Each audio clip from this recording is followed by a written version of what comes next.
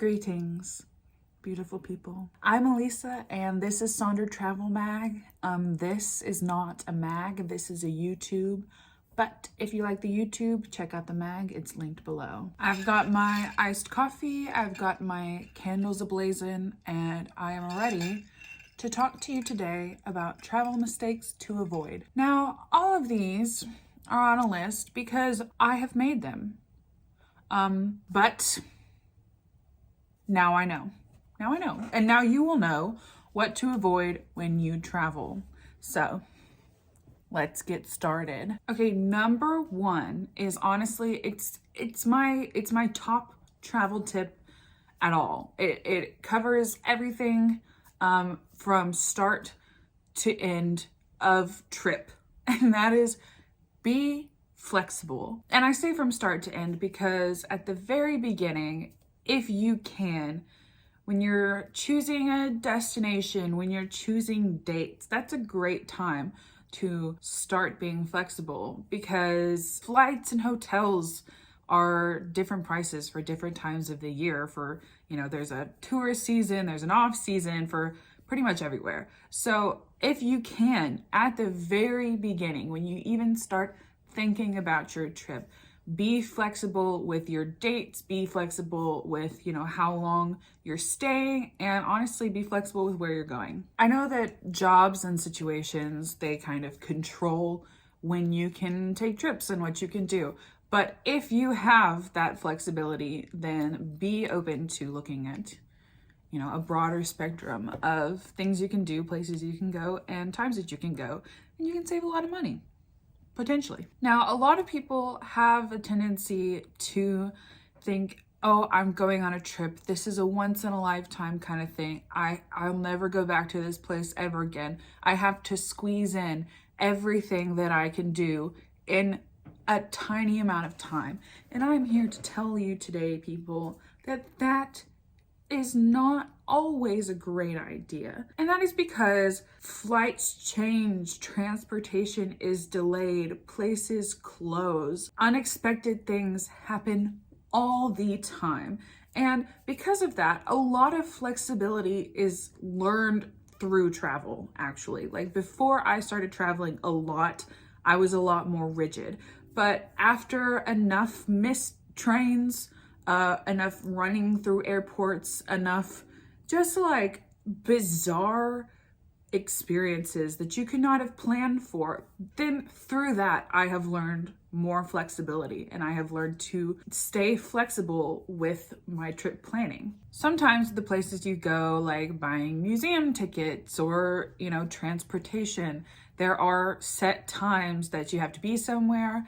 So my advice would be to limit the number of those that you do per day, or at least have plenty of time in between them, because transportation is often unreliable and you might have to use the bathroom. You might have to use the bathroom for worse reasons. You never know when you're traveling. You never know. You might get hungry before you plan to be hungry. You might have to run back to your hotel and get something that you left. My point is there are an unlimited number of things that could happen, and you want to make all of your appointments. You want to be everywhere on time. You want to get as much in as you can, but just make sure that you allow time in between the things that you plan to account for any mistakes, any mishaps delivered to you from the universe, because thanks, universe, I really needed that today. And you shouldn't just stay flexible with your schedule. You also need to stay flexible in your heart, because sometimes things will not happen the way that you planned. Things will not go the way that you expected. It's okay to be disappointed in those situations, but usually things happen quickly when you're traveling, and you need to be able to hop back on the horse, literally or figuratively, and figure out what to do next. Sometimes you have a breakdown in the train station, okay? Sometimes it happens. When you're traveling, you are more stretched to your limits than you are just at home. You're in unfamiliar situations, around unfamiliar people. Sometimes they don't even speak the language. Sometimes you really just don't know what's going on at all. And so it's easier to get pushed to the limit. So if you just kind of hold your expectations loosely and just always be aware that anything could happen. Just keep that flexibility in your schedule, in your heart. And when things go wrong, you'll be much less distraught, basically. Stay flexible, folks. All right, rolling right along to number 2, and that is protect your things. Now, I know this seems obvious, but it's really easy to forget just how, I don't want to say unsafe, because I mean, it's really easy to forget just how feeble things can be. When I travel, I work. So I'm usually traveling with my laptop with at least 2 cameras, with my phone. And also I usually travel with the minimum number of items that will keep me, alive and clothed and clean. So everything that I have with me when I travel is like precious to me in that situation. So when I say protect your things, I just mean be aware of your surroundings at all times. Be aware of the things that you have that are valuable. Make sure that you always keep your eye on your stuff. Make sure to keep things with you. I would always recommend carrying a bag that you can have in front of you, that you can see at all times, that you can keep your hands on if you need to, as opposed to a backpack or something that people can just right in. Some little anecdotes about why I have this tip on my list. I carried a side purse with me the entire time when I was studying abroad. And that's what they advise you to do, is carry something that goes over your shoulders, that you can have it across your body, like it's secure, you can have it in front of you. And when we were in Rome, we got onto a crowded bus and I was like pressed up against all these people. This was before COVID. Oh God, it would be absolutely miserable now. Anyway, we were on this bus. It was packed full. We only got on because it was like the 3rd bus that had passed by, and every other one was more packed. So I was like pressed up against these random people, and I was next to these 2 like sweet looking old people, and I could feel something moving around in my purse area.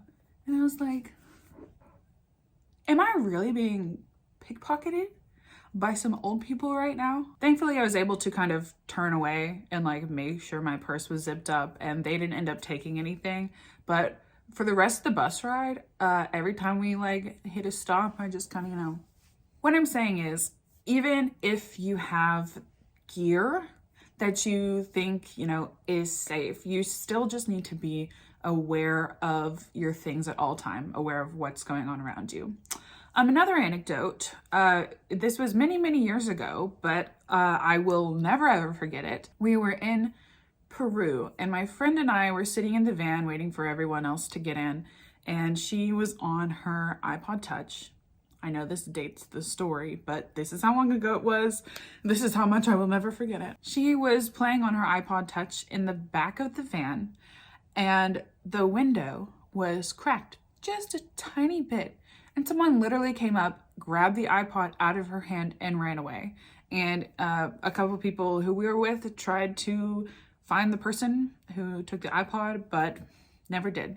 So like that's honestly one of the most bizarre things that I have witnessed. I thought it was a joke at first because someone literally reached through the window and grabbed it out of her hands. But that's just to show how careful you have to be. And you don't need to be, like crazy paranoid all the time, but you just need to keep in mind that things happen sometimes. Anecdote number 3, and this is kind of different. It's not people stealing things. It's just, another story of why you should protect the things that you bring with you. I was using a suitcase on a trip one time, and the suitcase had been great. It had never failed me. And then we got off our flight and we're waiting for it to come around the little luggage rack, and it was wide open. The zipper bust somewhere along the way between destination 1 and destination 2 and the belt,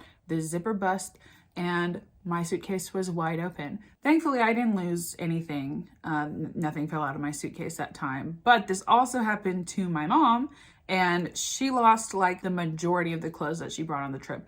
Thankfully, it happened at the end of the trip, not at the beginning. So she was able to go back home and, you know, have more clothes there. So I recommend getting those little luggage seat belts. I have one now, and I will use it every time I travel because it's just like little things like that. Little mistakes can be devastating. And thankfully, I've never had anything like massive go wrong with my stuff, but it's always a possibility.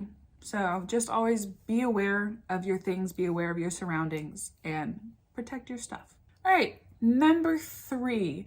And this is a mistake that I am very guilty of all the time.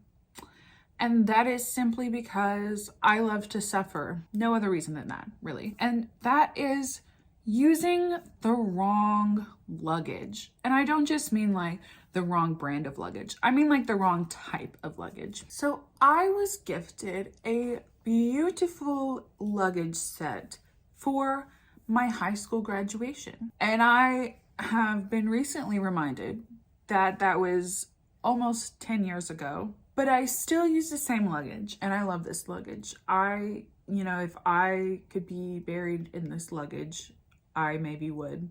That's how much it means to me. I'm not suggesting that anyone kill me and leave me in a suitcase. Please don't do that. Sorry, anyway, the lining of the luggage is falling out. The carry-on piece of the set literally has never stood up on its own. If there is luggage in it and you stand it upright, it will fall over, which is really bad in a lot of scenarios. And for some reason, I just refuse to buy a new suitcase. I don't want to spend the money and I love to suffer, okay?